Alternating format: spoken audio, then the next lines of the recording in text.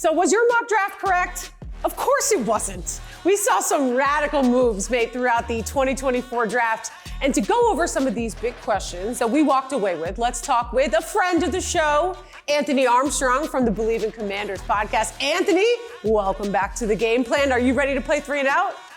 Oh, you know I am. I'm ready to go. How are you?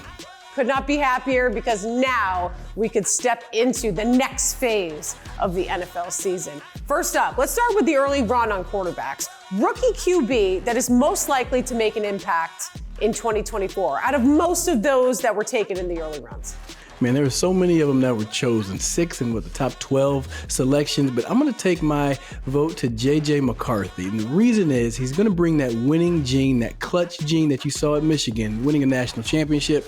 He brings that to a team that needs it in Minnesota. Take advantage of Justin Jefferson, T.J. Hockenson, and the rest of that offense. They're built to win now. And J.J. McCarthy's going to have a little spark. He's going to be the one that brings the most impact in 2024. Okay, staying on the QBs for a moment. Did the Giants make a big mistake by not taking a quarterback at number 6? You know that they have their loyalty to Daniel Jones, but they took Malik Neighbors. To me, I don't know. I think that's a good pick for them, but what's your opinion? I think that Malik Neighbors is the player that they needed to select. They haven't had that much electricity at the receiver position since OBJ's been gone. Now you get somebody back from LSU back in the building. At least you give Daniel Jones somebody to throw the ball to. Now, next year you get to decide, do you need to add a quarterback then? But right now you have a playmaker, and it's now the ball's back in Daniel Jones' court. This is the billion-dollar question that everyone wants to talk about, Anthony.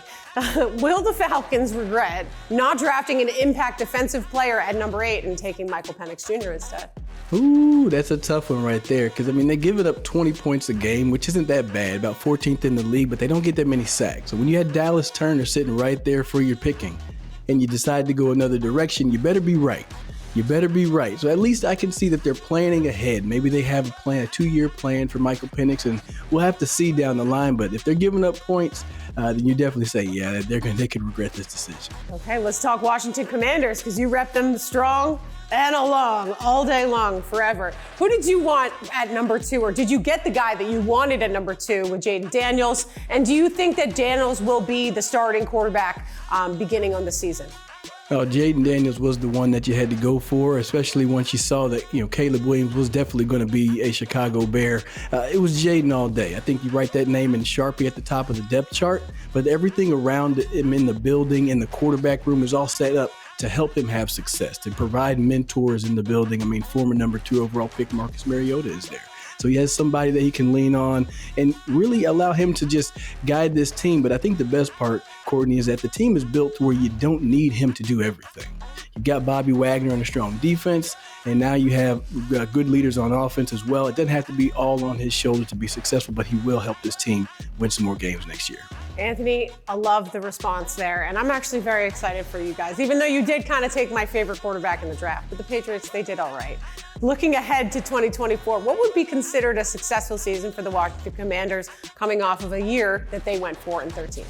Man, from the NFC East, where nobody wants to be back-to-back winners of the division, I'm going to say you got to win the division. Now, I'm not going to put pressure on you, but that would be something that would be successful, right? Get that spark that RG3 brought many years ago. I think Jaden can bring that, but not as much pressure put on him because there's just a better overall roster in my mind. So it's just getting into the playoffs. Give DC something to play for that's outside of the scheduled 17 games.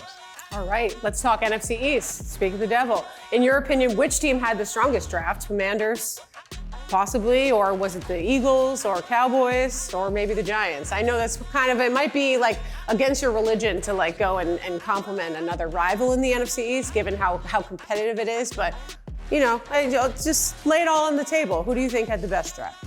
When you say that, it made me think of that trade that Adam Peters made in the second round. I was like, dude, anything that you do, just don't trade with Philly. And he did that, but he turned it into 2 quality players. So I got to say, Philly had a strong draft. They got 2 top corners in the kid out of Toledo and then the kid out of Iowa. I won't say their names just for the sake of them being Eagles right now, but congratulations to them. But Washington got 9 players, Courtney. They filled up a position on every spot that they needed across the roster. So give it to the Commanders, give them an A+.